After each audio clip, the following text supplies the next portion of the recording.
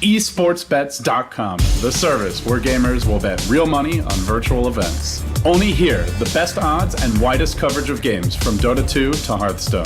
We have over 200,000 users registered. Join us. Prove that you are the best versed in esports. Who will get the first blood? Who will take the first Roshan? Who will win the knife round? Participate in the race of predictors and earn real money. The more bids, the more bonuses. Reward for your first deposit up to $600. esportsbets.com. Foresight, passion, and calculation. Hello guys, welcome back to the final day of Starladder LAN Finals. We have our third and final game in between Cloud9 and Alliance. The series is tied 1-1. This is it. Yeah, whoever wins this game advances to play against EG, and I guess there's going to be like a short intermission between, but yeah, probably 15 minutes later. So EG will definitely be watching this right now and getting ready for their next opponent. Who do you think, based on these two games, do you still consider Cloud9 a favorite? If I were EG, I'd much rather face Alliance. I think they're much better suited to beat Alliance out. Anyways, going to the draft, as we see, Cloud9 does have first pick. Bat Rider completely ignored. Fully expect that to be taken up by Alliance. And let's see, Visage Panda ban out from Alliance. Centaur, first pick again for Cloud9. Yeah, they're getting Mag, his hero, in the first phase every single game, it seems. And Alliance don't seem to mind. They beat it in the previous game. They lost it in game one, but this time around, they're probably getting a really good trade. The Bat Rider, I would agree, is probably a no-brainer for Bulldog. And then the second choice, what do we have? We have the Razor. I don't think they like playing that. I'd say Witch Doctor or Wisp. Witch Doctor, IO. One of those two. Bat Rider IO seems pretty good to me. Yeah. Bat Rider is just very, very good. Stampede doesn't really do that much versus it. Just good relocate ganks with any melee hero in particular. So, Alliance dipping into reserve time for their first pick. I can't say that they would expect to be stumped by this. Surprised to see them going into reserve time for this. They might be thinking what Cloud9 plans to counter their bet with and basing their second pick around that. Why did Cloud9 give it away when it's been one of their best heroes? They're going to take the Witch Doc. I'm thinking they might skip the Bat and just get the IO as well, because I don't think Cloud9 will want to run Bat mid. Then they might be banned, but then they have to ban that as well. I don't know. There's advantages to both. They're going to get the Bulldog Prophet. Seems like that's a fan favorite here. It is nice after all. I think Cloud9 have to ban or pick Bat or Wisp in the second phase, though. Wisp, Nature's Prophet, pretty nasty. I mean, in theory, they could also run a Bat and safe lane the Centaur on Eternal Envy, and then put a kind of a carry type of hero in the mid for Fada. But it doesn't seem like not their really style, though. The C9 style or approach. That would be something we could see out of a team like EG, but with Arteezy playing the farming mid. Now, the reason I say that is that Bat Rider is really good against Prophet, and also good against Witch Doc, to be honest. So, well, you know what? First pick Terrorblade, but Alliance have the makings of the Death Push, like THD plus Dragon Knight. I don't know if they should run it, but they should definitely be looking at other successful teams such as EG and maybe taking a page from their book. I think Terrorblade is just extremely weak, 15 minutes in the 5-on-5. He's decently strong in lane, but against a push, he's just absolutely worthless until he gets like Manta style or he has a really good surrounding cast. And it looks like Cloud9 aren't even afraid of it. They're going to ban the IO, which, yes, that's great with the relocating Prophet. It's great at killing Terrorblade. Yeah, it is definitely good. So it makes sense, but that means that the pushing heroes are available for Alliance. If Cloud9 don't ban Jakiro, I think we could see them pick it up. They believe they have played it on Loda before. 10 seconds remaining. What are they going to get for 8 Mother, too? Yeah, it's a good question. 5 seconds. If they want to push, then you could run a Venomancer solo mid. But it really isn't Alliance's style to push. They're more likely to pick, like, let's say, Mag AM versus this and try and tackle Terrorblade that way. Still unsure of what we see, and most likely an aggressive support for Misery. He tends to play like the Vengeful Spirit, Roaming Priestess, aggressive Tree, those sort of things. Do Cloud9 ban out the Pugna, so they are scared of the push. Yeah, and they understand that Pugna is a great hero for just mowing down the towers early. But he's not that integral to the strat. No, he can be changed with the Jakiro, for example, which I think would be a great pick for Alliance. Could be a Necrophos, too, from Alliance. That's true. They ran that. It's good versus earlier on. Terrorblade. Pretty Decent good. versus Terrorblade, yeah. 5 seconds remaining. And good versus Centaur. So I mean, Cloud9 haven't really led with the Terrorblade first phase pick. I think both of the times that they've taken it was 5th and 4th pick respectively. Alliances turn to Scared of the BM. Yeah. I think with global presence, it's not that big of a deal that BM is in the pool. I think they're considering that Cloud9 will run the same strat. Like, But they don't have Sky, though. I think Sky's, that's true. Sky's a cornerstone of that strategy. You don't have any follow-up to Centaur or Beastmaster stun. It's not that big of a deal. Yeah, an alternative for them could have been Witch Doctor to deal the extra damage, but that one's taken by Alliance. So, yeah, you're right. I think just grabbing the... Tide Hunter. gonna get Tide. This is core, turn to pick. but not offlane, I think. Wouldn't expect it coming out from Alliance. Tidehunter is, I mean, pretty good versus these two. Very good at limiting Terrorblade's farm. Doesn't really die to Terrorblade easily in team fights, and just good combo. In Ravage will clear all his illusions, at least in the early game, and I like it. I wouldn't be surprised to see Cloud9 get the Lich, though. Again, I feel like it's still good in this game as it was in the previous one. Now with Alliance taking a little bit of a non-push approach with the 3rd pick, perhaps Cloud9 don't need to set up extremely heavily for that. They're going to get Venge instead. Well, I don't think they can take the Lich this early, though, because Alliance can respond with another aggressive support like Witch Doctor Venge, or you know, Witch Doctor, Crystal Maiden, whatever they want to do, TP in with Nature's Prophet and get a very aggressive mid. So I think that would be okay later in the phase once Alliance's supports are a little bit revealed.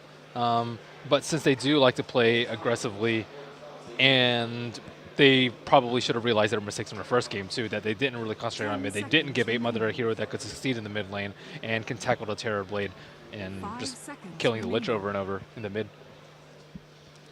Alliance will be Reserve dipping time. into extra time, probably considering what this Venge was supposed to do. I don't see... It's defensive for Terrorblade. Yeah, it's good to have the swap. You can't really swap Tide, though. You can, if you want to die. Good for Roshan too. Good for Roche. That's a good point. If it's just for the defense of the Terrorblade, I still think that's kind of risky.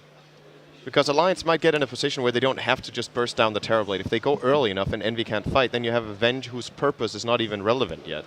Well, you also want one aggressive support with Centaur, right? He's not that useful of a pick if you're just using him to stampede out people. You need a hero to actually just kill people with, follow up after your blink stomp into double edge. So I agree that it's not fully into the game plan yet, but that's still 2 picks left to go. You don't know what Fada's going to play. It could be like a Bristleback for more minus armor. Even like Shadow Fiend could be something else other for Roche. We may see like an Ursa pick somewhere. 10 We have no seconds clue. remaining.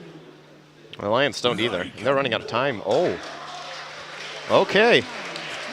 You said they needed to take a page out of UG's book. That's the front page.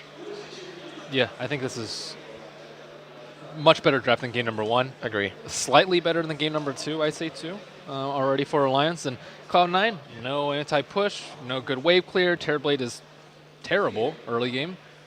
Terrible. Okay, I'm just going to stop there. Terrorblade. 10 seconds remaining. Cloud9 has a lot of time, though. That's like their advantage in the draft right now, is that Alliance will have way less time to think. Reserve But what do they go for now? Do they want to go for like a ganker, or do they want to go for like anti-push? They could go Secret Style and pick Keeper to Light, although I don't think that's not good. within their grasp. Well, I mean, Keeper to Light Terrorblade is decent. You stop waves, and then you Yeah. delay the game for him to farm. He doesn't need BOTs. He can And just someone go on like Alliance Scotty. gets a pipe, and then they just go. I think they, I don't know, Keeper of the Light. I'm a big fan of the hero, but I think in this case, it's just too weak for the laning stage of Cloud9. They can't really put enough pressure.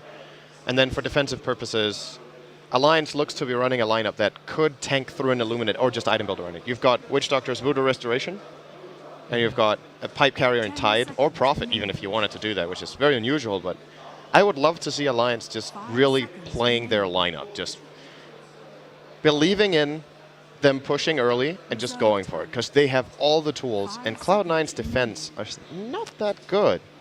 Puck is a good pickup too. Wait, though. what? Oh, they banned. Never mind. I thought they had to pick. I was like looking at the pick. Wait, why didn't they pick? And it switched. They banned AA. My bad. So, thinking about, are they considering an Enchantress or a Chen? Or is it just against the Witch Doctor heal that they think AAL is going to be a problem? It might be Tidehunter support too. 5 It's a seconds little remaining. greedy, maybe. Or Nature's Prophet jungle. It is a little bit greedy, but it's... It's true. If they put the Prophet jungle and Tide off, that might be really good. Cloud9 does not have aggressive potential unless their last pick is a support that does well with Venge on the lane and Centaur down there. I do like the puck, though. Terrorblade can just go off and farm, similar to game number 1, and these 3 heroes on their own can already dish out a lot of damage and escape from fights, which is going to be pretty important. Alliance don't have any hard lockdowns right now. Sinking, what I would also like. Okay, this is just definite EG trap. Yeah. And why Minus- wouldn't you pick it now? It's so good for this game. Mhm. The thing is, Cloud9's defense on towers is based around wave clearing with Wave of Terror and Orb. Jakiro doesn't care about wave clear, just hits the tower and you back off. The Wolves don't care about the spells. They will actually live too. And the You have Treants Witch Doctor are fairly heal, tanky, too. and you have Witch Doctor heal. To So- me, this is the best draft of Alliance in at least this series, maybe the whole tournament, but 5 seconds remaining. question is, can they play it? To be honest, I don't think it's terribly hard to execute well. Reserve time. Just get levels on Jakiro, push with level 3 or level 4 Liquid Fire.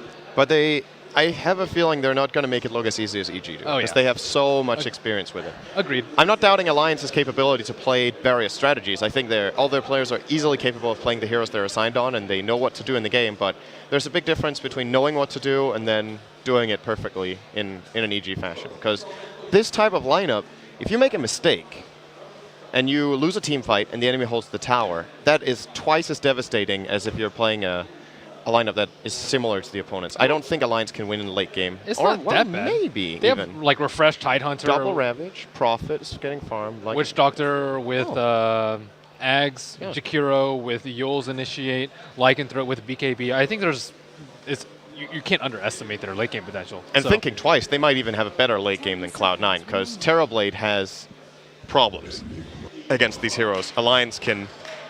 wow. They have a lot of AoE damage between Ravage, Jakiro, Wrath of Nature, Cask. There's a lot of dangerous elements in this game for Cloud9, and they're going to end up picking Enigma. That's bold. That's super greedy. It's so greedy, but that's Cloud9 for you. I suppose. Terrorblade Enigma early against a push lineup. If Alliance succeed here, I would give them a pretty good edge for winning this game, just based off draft. And if they do well in the first 10 minutes, I cannot even imagine Cloud9 coming back almost. That's how roughly they've put themselves in this. Alliance is much less likely to give away a lead than Cloud9 is. I don't know if they look confused or not, but Oh, he looks like he's not completely sold on how this game is going to go. He's face-palming a little bit. it's going to Could be an just uphill be- battle, guys. 5 seconds He's like, remaining. guys, I didn't say Enigma. Guys? Why did you pick Enigma? I wanted Coddle. Well, gonna have a pause because there's a DC, so that might be the reason they're a little bit looking a little bit tired here, or Their Just tech guy has had wait. their work cut out for them. yeah. There's been a couple of problems. It's unfortunate. Looks like he has already helped out Mag though, so I guess Mag will be joining the game in just a moment. And what do you think the laning should be for both teams? Do you do anything funky if you're Cloud9? I feel like you like only have one option to put your lanes almost. I think Alliance can switch it up a little bit and put like THD offlane as opposed to NP, or even aggro against Enigma if they really wanted to. I don't think they have to though. Probably safe lane Lycan is a good bet. It's also not bad for Spuck. I mean, Alliance just has anything open to them. Cloud9, I don't think they can do anything funky. What are you going to do? Put like Terrorblade +1 in the offlane with an Enigma as your other support? That's very unlikely. You can put him in mid, but he's not going to have that easy of a time either. So I don't know. It doesn't look Oh, good. hey there, Casper. Oh. Hi, Shiver. So yeah, we've Camera got woman Shiva in the middle. I'm kind of in the picture now. Camera woman. Camera woman. Hey, I got a BPC, man. That sounded like a derogatory term right there. Camera woman. You're making it derogatory, not me. Anyways, Do you feel like it's derogatory? No, it's not. There's a lot of effort to put that microphone down, by the way. Yeah, that's all I wanted. Okay, well, thanks. I'll put it back up. thank you, Shiver. Alright. We appreciate your camera work. Yeah. So yes, we do have Shiva on camera, and it's of course because both Ben and I are probably pretty abysmal at camera work. So it's good to have one of the regular play-by-play casters controlling the camera If you for us. like seizures and headaches, I'm your guy. If you feel like LD's camera work gives you seizures, just wait until you see ours. Okay, early laning phase for Alliance, game 3 of Alliance versus Cloud9. Cloud9 were heavy favorites going into this, but not so sure anymore after Alliance spanked them with the Wraith King last game. So, in the top lane we have Misery, so he's playing off lane, I suppose. So, switching things up, that's cool. Well, we got a few seconds of gameplay. We're into our next pause. Bulldog's off lane, okay. Not sure what's going on. JK. So we see the cool warding, as Shiva's been pointing out. The teleport at level 1, there's not really any way to counter that either. On the other side of the coin, though, you don't have treants at level 1, so you get a little bit less information. You can counter it with a TP scroll. TP scroll to your T2. He gets there quicker still. What are you going to do, dude? I think it's coming. Support 3 heroes and then Gank him. Punch him. Early gem. Yeah. Somebody will start with 900 gold. That's no problem. Well, I guess Cloud9 have an idea that this is happening, but do they? Wait, did they not have sentries at all, or are they on Venge? No, they. Well, there was no one in sight. They have gold on sentry, on Venge for sentries, because this is pretty scary if you don't counter ward this. Aoi is going to lose his first 2 camps. Well, he still has this Third one is open. If he gets mud golems in that, he's screwed. Well, he just pulls that 50. Yeah, he needs to stack it. And then if he gets a bad camp, it's still hard to farm it with the Eidolons. He needs to tank with a hero, maybe tank it too much. If he gets golems and then wolves, it's okay. You can pull it out of range. Yeah, I guess it lowers his efficiency a bit at least. But yes. I would say #1 priority for Cloud9 when they're going greedy like this, they better clear out their jungle spots for Aoi. Else this is going to be very, very difficult. It's also just difficult to de-ward the big camp too. There's like not a good safe spot. Just because the range of the box is so big. It looks like, yeah, Courier does have sentry wards already. Misery is indeed playing the off lane, and Nature's Prophet will be taking the bottom role. Anyways, introducing the lanes again. We have EE on the Terrorblade, on the Dire, Pylai on the support Vengeful Spirit. Mid lane will be Fata's Puck, matched up versus Loda's Lycanthrope. And in the bottom lane, said before, Admiral Bulldog on the NP. Or Ape Mother on the Jakiro. So I'm not really sure who's farming this lane, but I mean, this is even more EGS. So far, it's neither of them. Yeah, that's true. Well, it's like how they're playing the lane, it looks like there is no priority so far. They're both harassing. They're both trying to get last hits as it seems, just fighting against each other. Of course, that's not the case. Let's see who gets this last hit. Okay, Ape Mother have fun priority. Okay. So pretty smart move by the Witch Doctor to stack that camp. Now that that camp is stacked, I don't really think it's terribly easy for a level 1 Enigma to take it out. But since Terrorblade does have his metamorphosis, does make it a lot easier. Yeah, they're still going to be able to do this. I think this might backfire, especially because they're in a position on the lane now where they don't even steal XP and gold from this, or XP obviously. That is true. That was kind of a big mistake, rather. I thought it was going to be okay What for a them, but the lane was way too far up. Yeah, so that not really nullifies the early sentry wards, but very close to makes it up. Ape Mother harassing Mag very heavily with that Boots first build. Liquid Fire, easy damage. Yeah. It's one of the abilities, the non-ultimates in the game that scales the best. It's so incredibly potent on level 4, and every upgrade of it just makes such a huge difference. Cutting the cooldown down by 5 seconds per level, apart from level 4 where you cut 6 seconds off it. Pretty amazing stuff. We'll get a haste rune. Will be scouted out by the Lycanthrope Wolf, and looks like he does want to mess with Admiral Bulldog in the jungle. I don't think he's level 2 yet. Oh, he is. Oh, he is? Okay. And he started with teleport anyway. I mean, still, he doesn't have boots. Yeah. Well, he should start teleporting now to force the stun, maybe. No, never mind. Get chopped. I think he would have lived.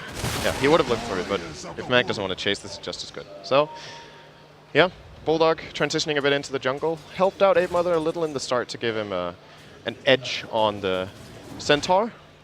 But Mag's still doing well for himself. And this is not going to be easy for Ape Mother to control this lane, because every time he harasses with the return damage, he will take some in on himself. And Mag could be getting an early stampede and maybe even getting a kill with a support rotation. And I mean, Enigma really has not been stopped at all. He's still doing very well in terms of his levels. He's de-warded one of the camps. He's level 3, 3 minutes in. Not ideal, but still very good considering his situation and considering Cloud9 have been using a couple of the other camps too and sharing his experience. So mid lane looks like Fada is quite an edge up on Loda, almost, what, 7 up his CS right now? Pretty good.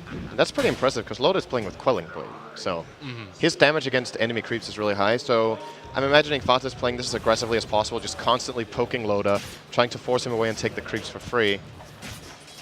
But Loda's still going to get enough. It's okay for him to lose the lane a little bit, I would say, and then he's probably going to start ticking over, getting free farm when he's level 5. The wolves are going to be very strong. I'm more curious about what's happening to Envy. He's got 12 CS. Cask does not bounce on him twice. Fortunately for Arcade, then he could have anchor smashed him too. Misery's just playing in front. He's just standing at Eternal Envy and anchor smashing and then getting the last hits. Oh, they're going to perhaps try to go on this with Metamorphosis. No, Pi! He used Wave of Terror and doesn't have mana for the stun. Oh, man. Bulldog would have poured it in there. Oh, he doesn't have Sprout. He would have gotten right-clicked to death by Terrorblade probably, though. That's a pretty scary move. Enigma already has Soul Ring, so yeah, still farming along his merry, happy way. Loda will be going for that Bounty Rune on the bottom. Easy money. How far behind is he in the mid on XP? He's, as a matter of fact, it's pretty much completely even. So, doing fine. There's still a little bit more experience coming Fata's way, though, because there's more creeps for him, and Loda missed a little bit of XP, but he's just going to do a jungle camp to catch up in the meanwhile. And how is Admiral Bulldog doing after not having Treants at level 1? Looks like just able to pull a lot, 800 gold to his name. Not so bad. This will also severely deny Mag experience on the bottom lane. They really want to delay that Stampede as long as possible. But the most important thing still is countering out the Terrorblade. And they're doing, Cloud9 are doing what they can to back him up, apart from running the Enigma more in a lane position, but I think they prioritize farming Aoi at the same time as well.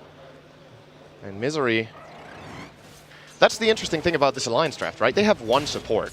So they're getting a lot of farm. Even though the enemy team has an Enigma, the relative value they get out of their quote-unquote support heroes in this game is really high. They're going to go on Eternal Envy, not going to bounce to him, but there comes the Prophet. He does have Sprout available to Envy, however. Has Tango and Quelling Blade. That's even going to be a defensive stun from Pi. And now Bulldog gets surrounded. It's a first blood for Cloud9. Does he have that? They're looking for more. Dream Coil onto Misery. He's trying to anchor smash, won't get it off. Cask doing a lot of work, but still Fata claiming the kill, joining into the orb. Quick Waning Rift. Terrorblade is surprisingly tanky. Does have a Poor Man's Shield? Knight Armor. Yeah. And their lane consists mainly of physical damage. That's the problem for them. Even porting in the Prophet, they don't have nukes. I think they should approach it the other way now. Just try and push bottom with the Nature's Call as well as the Liquid Fire. Top lane is just miserably lost at this point, and on top of that, Enigma's going to hit level 6, so it's going to be even more dangerous for them coming forward. They should just start playing to the strengths of their lineup, take down towers, use Lycanthrope Wolves, sweep bottom, sweep mid, and then you can kind of control the Terrorblade's farm, or at least outfarm him with the limited amount of movement available after those T1s are down. Yeah, looks like exactly what they're doing.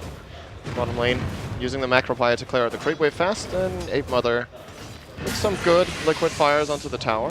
That's the best part about the strategy. Like, even if you lose your lanes, you still have a comeback mechanic. As opposed to game number 1, they lost their lanes and they couldn't really do anything. Oh, is this a good timing on the retreat? No, it's not. Bulldog will probably be taken out here by Mag. There is an idol on spawn. Double edge, and it's still going to be enough. And Ape Mother will be getting out, but another kill for complete whiff on that Ice Path. And Cloud9 were playing a greedy draft, as we pointed out. So if they get away with early game and not lose towers, they're going towards a powerful mid game where we were saying maybe the late game of Alliance is still actually better than Cloud9's or can at least fight up with it. Loda's getting good farm, and Terrorblade didn't get the best farm in the world. I still think he has enough for Cloud9 so far. Well, he's completely left alone now. They're diverting their resources to the bottom lane, and it's just Misery on top lane. No Ravage, no real big threat. And instead, Cloud9 pushing bottom. Aggressive move by Pilot Knight, stunning out Ape Mother, followed up by a double ledge from Mag, but still hiding in the trees, will die to Vengeful Spirit. And on top of that, Wave is pushing out. Looks like a Wolf is coming out to scout these fellas, but no real damage done there. Terrorblade, easy kill on Tidehunter, still working on that level 6. So this has just gone from bad to worse for Alliance. 5-0 kill score. We said before the game, can Alliance play the strat? Not crisply. So far, very shaky. It's by no means over for them, but giving away 5 kills in the early game with this kind of lineup, sure, you have a comeback mechanic, but this means that if they make more mistakes, I don't think that comeback mechanic is strong enough anymore. So now they have to perform way better. They have to group up better. I'm surprised they haven't brought Loda down to the bot lane to take that tower with them. I think they could have just got it there. And instead, Cloud9 reinforcing, holding the tower as a macropire. I guess they will get it now, but damn, this has been such an expensive and such a useless tower as well. It's the least important tower on the map. I agree. I think it's taking way too long for them to do so. Looks like they might get it. Ice Path. That was really far off. Ape Mother doesn't look too comfortable in this hero. Oh, we'll get the tower. Loda. Okay, thinking about the cask, not using it. Misery has hit level 6, by the way, so they do have Ravage in their arsenal. And if they continue to push here, I think this is an okay play. And they still need to be a little bit careful with the Enigma. Misery being very aggressive. This is what they could have done a bit earlier. Well, maybe was without the at tide. Without the tide, they could have still taken the tier 1 tower. Now the tide is there, it's a lot easier. Glyph used. I think this is a freebie.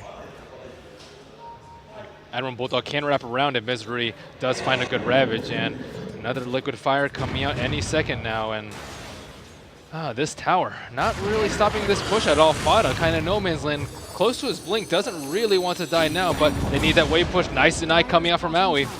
That's a very big deal against these pushing strategies. The amount of gold that Alliance lose there from not getting the last hit has huge implications on their item progress, which is what should lead them to eventually take more towers and the tier 3 and maybe barracks in the end. Every deny is like, how much gold do they lose there?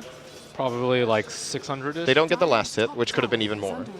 They don't get the last hit bounty, and yeah. So 600 about like 600 to 800 maybe. Yeah. Around that territory. But at the same time, Terrorblade is getting his farm, but not that much considering they're about to swoop down the mid T1. No one really there to react. Terrorblade certainly not going to join the fight, and just melting away. Mag without a Blink Dagger, Fido without a Blink Dagger. They have no real clean way of initiation. Maybe when Enigma gets his mech, they can sort of take a fight, but Tidehunter Ravage is king at this point in the game. Yeah, they don't really have a solution apart from swap, which they can save one key target after the Ravage comes out, but the question is if that's enough, if they even... They're probably going to lose their Venge for doing that, and then what's the follow-up going to be? Another tower from Alliance. They TP top maybe, or they let it go. They're trying to defend. This is too late. Terrorblade will get it. A little bit of a good Ice Path from my Mother, but too late. It just does some damage to the creeps and an illusion. But Alliance are doing the right thing. They're continuing the pressure. They're going top. And so are Cloud9, because they're just split pushing instead of trying to hold. Fata in the bot lane, pushing that tier 1. Alliance kind of using the glyph too early here. Well, they're waiting for their Blink Daggers. That's what they need to do. Yeah, Fata has his. Oh, there's a TP in from Loda. He might want to cancel that. He will. And that's a safeguarded tower. Good rotation from Pylai. Might have actually wanted to not show himself until Loda poured it in. So tower counts 2 to 3. Only one up. Yep. Alliance. How's Centaur's gold looking? 300 for Blink. Alliance do not have a mech. Bulldog is working on it, but that's perhaps the most important item in the game for them. Well, not if they don't fight. I have a feeling Cloud9 want to fight when they have their Blinks, though. Yes. Blink Puck with level 10 soon, that's a huge amount of spell burst. And then if you follow through with the Centaur, you get 2 or 3 kills. I think the Yules is more important on 8 Mother, though. That'll stop a Centaur initiate. That will kill Puck if he gets caught by the Yules. That will also stop a Black Hole. It's also good for chaining the Terrorblade, so I think that's actually more important. And Cloud9 going for another sneaky Roshan. Highlight die.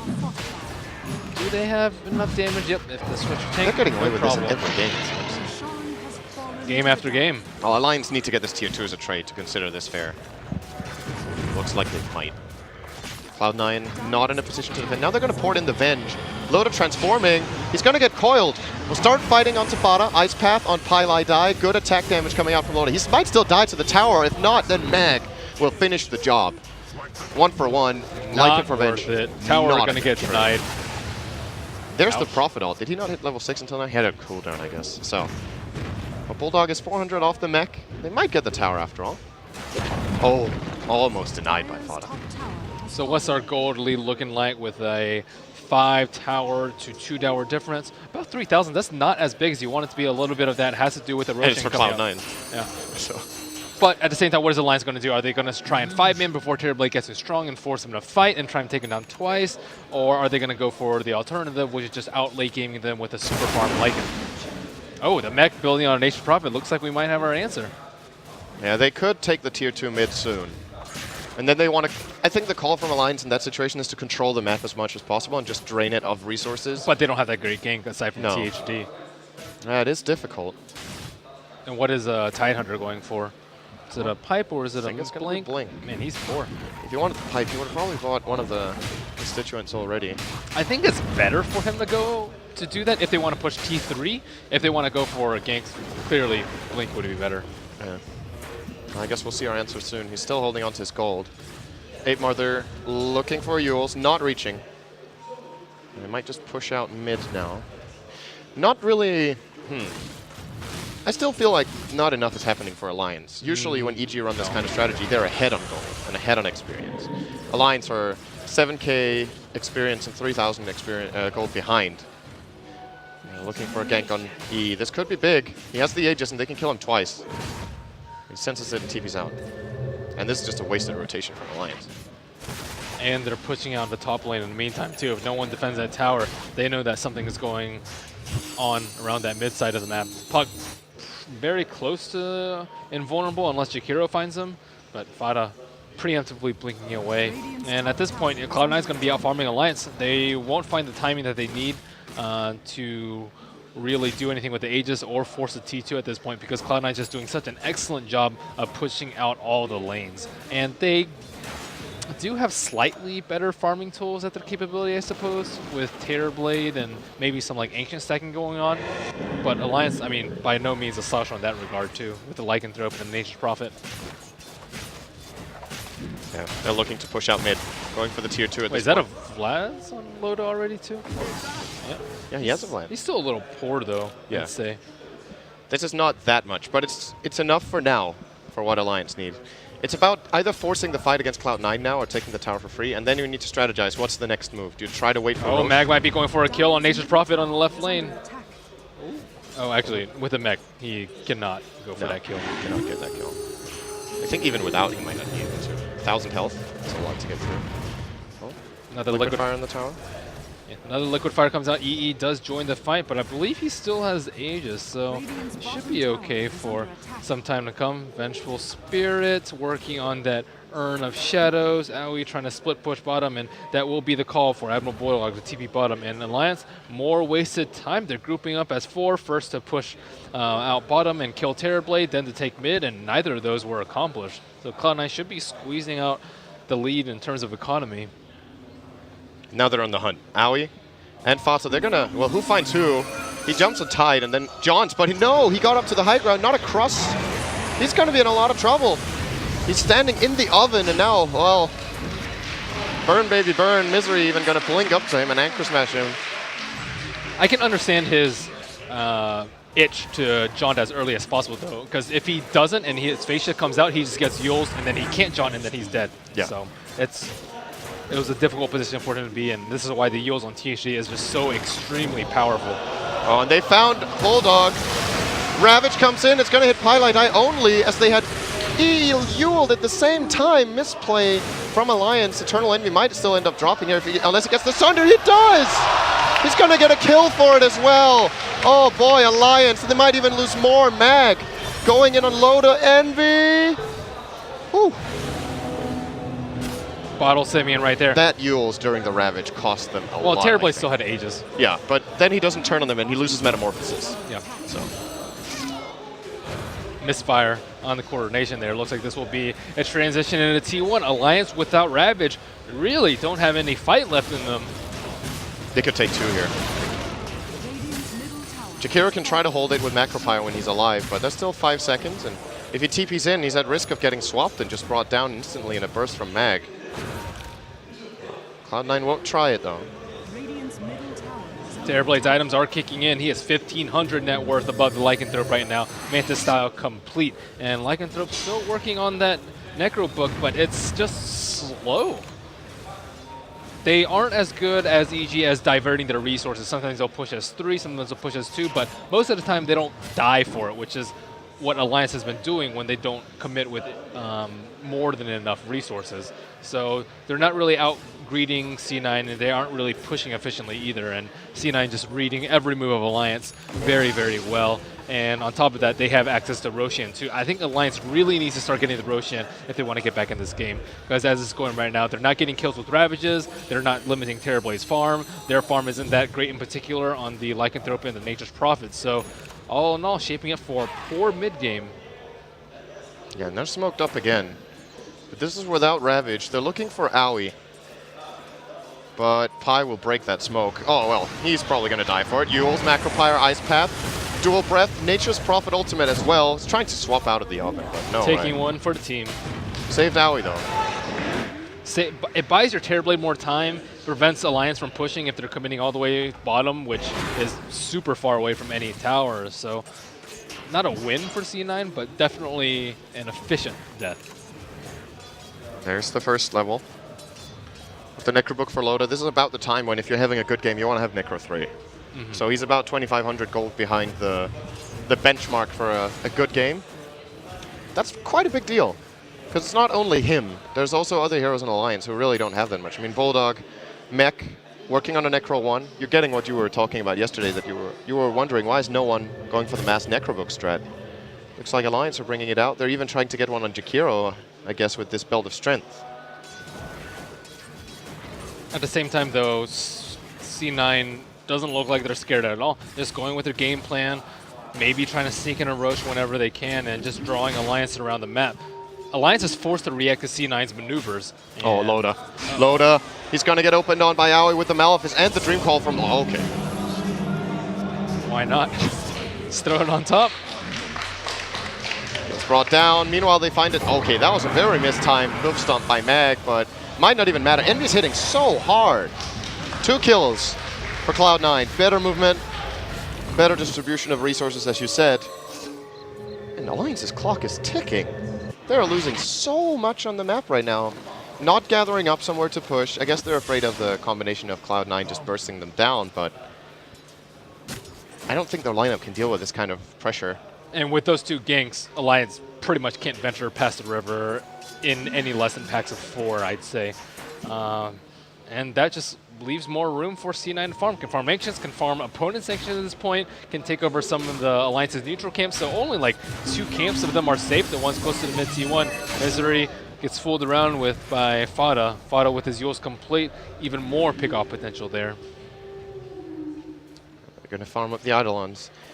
Cloud9 are just, they're getting more out of the map, first of all. But in addition to that, not just farming more, their vision is also better, most of the time at least. So Alliance have a hard time grouping up because they don't know where Cloud9 is. If they get caught out, even in a flat-on 5-on-5, I still think Cloud9 can actually beat them if they get their combo right. And Eternal Envy doesn't get caught in the Ravage, for example. Or maybe he can even get caught as long as he's on the outskirts of it. Then, well, what do you do as Alliance? I don't think... Oh, you go mid. Do you think that's the right call? They're losing out in the farm war and the gank war. I think if they keep split pushing, they'll just get picked off. And if they don't split push, and if they don't push rather, Terrorblade will outfarm the Lycanthrope, just because Lycanthrope's died way too many times already, and it's number 4 in terms of his net worth, already eclipsed by Enigma. And in the later game, our concern for C9 was not for their late game, it was for their early game. And they got away with about as greedy as you can get away with for Cloud9. Even trying to slow down Owie's farm, he is still almost beating out the Lycanthrope in terms of net worth. And right now, it's kind of do or die. They're pinging the tower. They want to go 8 Mother, slowly whittling away at it with Liquid Fire. They're just not confident. The top tier 2 is falling, and now Prophet's going to port back. He can, of course, rejoin the fight in 20 seconds, but Alliance get held away once more. They have to defend their side lanes, and if they don't push, though, C9 takes Roshan, and they really don't want C9 to take Roshan, but they also really have no choice. And this is such a tough position to be in. I think Alliance know where this game is going farm-wise. They might not have a very clear idea of it, but they should be feeling that Cloud9 are getting more out of the map at the very least. So they're the ones playing under pressure. At least they're not getting caught out right now. But I think both teams need a gem. We think that every game, though. Yeah. But it is just that good of an item. And both teams need a pipe. As it goes. Maybe later we can expect like a Ags Witch Doctor. We kind of got caught off guard by that in the last game and how effective that actually was in the game before. Yeah, Aki's working on it, but it's still 2k gold away. It's going to take a while, and I don't think you have time for that, to be honest. I know it's a great item and all for them, but the more you wait, the more this is going to happen. Mag combining with Fatsa, killing off the Prophet, maybe even taking the tier 2 unless Alliance CP defensively. They will port the Jakiro on the tier 3, afraid of porting immediately next to the tower. That's the go for it. Oh, there we go. Going on Mag, but he's still just going to Force Staff and even has Stampede, I think. No, they might have used that for the initiation. No, he just used it. Got out. Fada got out. Cloud9 are in such a good position to start this Roshan now. Even if Alliance know it, they might not get there in time. Jakiro is all the way up top. They know Jakiro TP'd there. Wow, that wolf is so annoying. It's right in the depth of the Roche pit. You can't really place a sentry ward around it, and it's out of sight of that sentry ward. But Cloud9 knows that the wolf is there, so they know they have eyes. They have pretty good vision surrounding the pit. They know that the THD is on the left side of that, so it's highly unlikely that Alliance are going to take a fight at this immediate moment. But still, Loda scouting out Aoi, making them think twice about this Roshan. And looks like everyone's headed there. It's interesting that they chose to do it without Envy, just letting him farm meanwhile. Well, he was doing it. No, he went away to the Radiant Jungle. Oh, no. Uh-oh. Highlight die. Getting caught out. He's still very tanky because Vengeful Spirit has a very good strength gain. Alliance don't even execute that kill. They need to get some sort of momentum to feel like they have a say in this game. There's the coil. Ravage coming the other way. Misery going in Ice Path, completely whiffing. Misery might survive this, but none of Cloud9 go down. Ravage used. And they might get 8 Mother. They will. He's Yuled. Is there a turnaround play? No Death Ward available anymore. It has been used. Mag going for 8 Mother. Not finishing the kill. Will Stampede for it. That's going to be his own death. And now Aoi goes in. He does a Black Hole. Getting Loda. They're getting Misery as well by the looks of it. He's going to get Orbed as well as Waning Rifted. A 3-for-1 and a Roche. Soon to be for Cloud9. That Ravage had no impact. At the same time, they had to use it to save Loda. I mean, it didn't actually do any damage to Cloud9, but they're forced to use all their cooldowns defensively just because they're so far behind at this point. Looking at net worth chart, no one is coming even close to EE, and he's going to have Scotty about 30 minutes. It's going to be the same tail. Yeah. It's just, if you give Cloud9 Terrorblade, I think Alliance had the right idea in this game by pushing, but they weren't crisp enough on it. It's the right solution to EE's Terrorblade, but yes, there's still pressure on you to perform. If you don't perform well early on, it is indeed going to be just the same story over again. And, well, I don't know. Eternal Envy once again deathless on the Terrorblade. If you take any 2 or 3 Alliance heroes, can they even beat him 2-on-1? Don't think so. 3-on-1? 3-on-1, 3-on-1, yeah. Jakiro, Witch Doctor, and Tide? Or Jakiro, Witch Doctor, Lycan? Yeah, Jakiro, Tide, Lycan, I think. Okay. And then Nature's Prophet ult, if that counts. That's okay. You can get a little help from across the map. But, I mean, that's only one death. Actually, I don't know now. With a Scotty, 22 armor, 1900 HP, plus Manta, that's still a tough call. 3-on-1's not even a certainty for them. And his illusions are so strong now that they will keep Alliance's lanes pushed out all the time. The Wolves can't deal with them. The Prophet can't deal with them. They need to constantly have the Jakiro or the Tide flaring them out. So Alliance under even more pressure now than before. Top lane. They're going to try to go in on the Centaur. Will you Stampede? Just get out. Alliance, they just cannot find anything. Last 10 minutes. Whew, it's got to be hard for them to play like this. You just feel like everything you try just fails, and you try again and you fail in a different way. They failed on a lot of fronts this game, unfortunately, and at this point it's very difficult for them to recover. They have the Necro books soon, but still, as we saw last fight, it just doesn't really do anything. They kind of need, what, BKB on Lycanthrope, Necro 3 on him as well, Scepter on the Witch Doctor, and maybe like a refresher on a Tidehunter. Those aren't going to come out before C9 breaches high ground. Yeah, they might even consider doing that now. No. Envy's porting back. Will continue the farm train, while his illusions in bottom are still causing a lot of trouble here. Alliance. It's a pretty straightforward game with what's happening right now. The problem is the solution for Alliance is so complex, and even if they perform that well, I'm starting to doubt whether they can even win anymore with a perfect play. Storyline's looking grim for the Swedes. Connor. Eyeballing an illusion rune, not taking it. He's got 4k gold, by the way, so what do you think he buys? Is it a Dagon? Is it a Hex? On who? On the puck. Or maybe BKB, but I don't know if he needs that. Hex, probably. Just more lockdown for the Witch Doctor and Loda, I guess. I'm trying to think of anything else that would be better. Shivas is all right, but I think Hex is a little bit better. He bought an ulti orb, so. This tier 2 tower mid is being pressured now. Cloud9 pressuring multiple lanes at once even, bottom lane as well. Now Envy, they've caught out 8 Mother. Oh boy. Easy blink stun for Mag. Metamorphosis currently up. Is there a buyback for the secure? There is not. They could just go. They're going to get Loda for free as well. He just saw his ally get killed off out there and still staying in that position, getting brought down. I'm surprised Cloud9 don't just try to go for the tier 3 bot. Admiral Bulldog just uses Necro 3. I don't know. Cloud9's just going to go high ground with this. Books on cooldown. 2 heroes dead. EE Metamorphosis popped. We see 5 illusions out for him too. Make that 7. Oh my god. Let's see. 1, 2, 3, 4, 5 seconds for tier 3.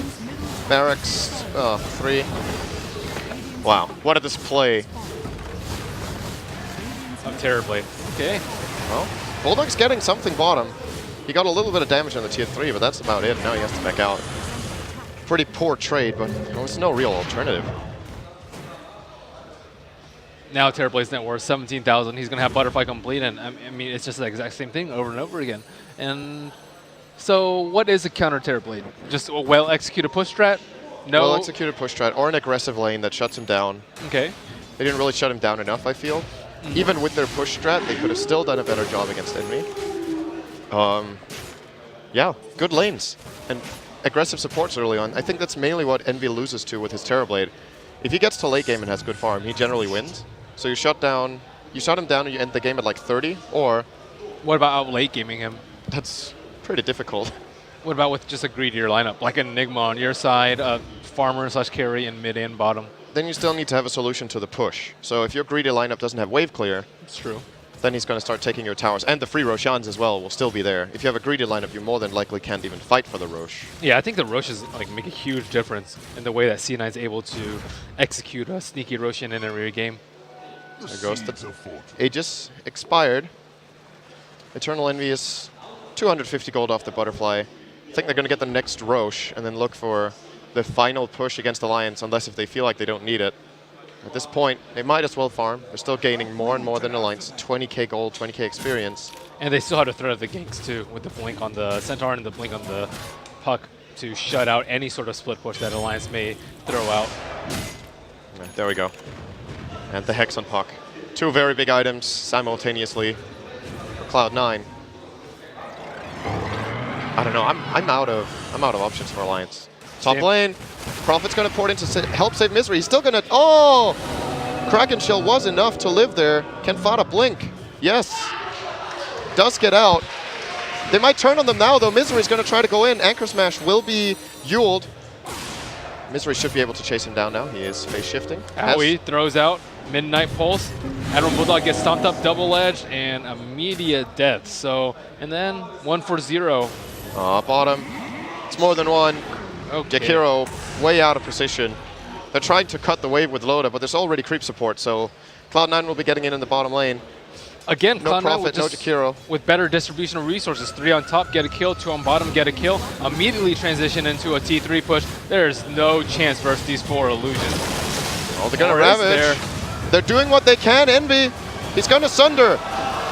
Turning on Misery, that's 1 kill. And he's just going to run out. Oh, the black hole. Turning around on Loda too. It's over. Cloud9 securing at least top 3. They will be meeting Evil Geniuses. And they better prepare for more of this kind of stuff that Alliance just played against them. Because EG will be playing that strategy. They will have watched this game and like, okay, Alliance made quite a few crucial mistakes. We won't make them. If EE drafts this kind of stuff for Cloud9, we're going to run you over. still pretty 10-0. decent performance by Alliance. I expected a 2-0, and they ended up winning one game, which I also thought they got outdrafted for. So pretty good for them. Looking forward, Alliance with 8 Mother, good, bad, TI champion worthy, top 10 worthy. What do you think? I think he was the least valuable player on the team the tournament. So that's not a good sign. And in addition to that, there was just a lot of moments, mechanical misplays, lack of communication, problems they haven't had with their other mid players in the past. I think Chessie clicked better with the team than 8 Mother. Maybe they had time to practice more with him as well. But So I think we're going to an interview next, or I believe so. We might have an interview coming up in a moment. We are not completely sure. Production. yeah, I couldn't quite hear the producer. That is my fault. It's either a commercial break or a video coming up next. Something coming up now. We'll be back.